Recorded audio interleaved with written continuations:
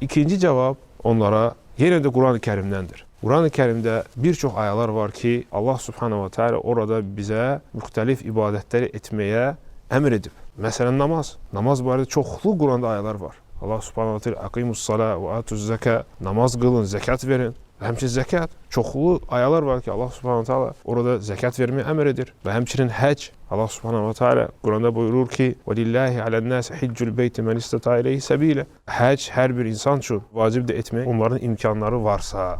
Baxmayaraq nə qədər ayələr var namaz barədə, lakin namazın təfsilatı yoxdur. Namaz neçə rükət qılaq, namazın vaxtları, təşəhhüddə nə oxuyaq, təşəhhüd varmı əslən, səcdə neçə dənə səcdə, rükət nədən ibarətdir, Fatihəni oxumalıyıq, neyi oxumamalıyıq, ruku, səcdə, qiyam, bunların heç biri Quranda yoxdur. Ona görə Allah Subhanahu wa Taala dolayısıyla və birbaşa biz bundan öncə qeyd etdiyimiz ayələrdə Allah Subhanahu əmr edir Peyğəmbərə itaət edək. İtaət edək ki, bu şeyləri, bu ibadətləri bizə Peyğəmbər sallallahu açıqlasın. Və bu ayələrdə Allah Subhanahu əmr edəndə namaz qılma, zəkat verin, bunları biz Peyğəmbərdən öyrənirik. Necə edək? Zəkat nə qədər verməliyik? Neçə faizdir? Zəkat kimə verilir? Zəkatın şərtləri nədir? Nisabı nədir? Zəkat hansı məhsullardan verilir? Hansı mallardan verilmir? Məsələn, minikdən verilmir zəkat, evdən verilmir zəkat və lakin ticarətdən verilir zəkat. Bu şeyləri biz hamısını öyrənmişik Peyğəmbər sallallahu əleyhi və səlləm hədislərində. Ona görə Peyğəmbər sallallahu əleyhi və səlləm namaz qılarkən deyərdi: "Sallu kəmə rəaytumuni usalli." Mən qıldığım kimi namaz qılın. Yəni göstərirdi Peyğəmbər sallallahu əleyhi və səlləm necə namaz qılır.